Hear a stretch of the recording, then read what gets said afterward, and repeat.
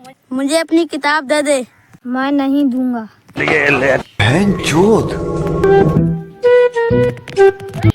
यहाँ पे एक आदमी मर गया, तो मर गया है। सीआईडी को फोन लगाता हूँ।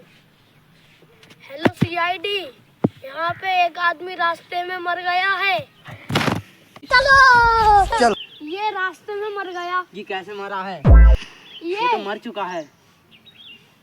अब चलो इसका पोस्टमार्टम होगा तभी देखते हैं। हम अभी देखते हैं इधर कहीं, अगर चोर मिल जाए तो सही है, नहीं तो चलो।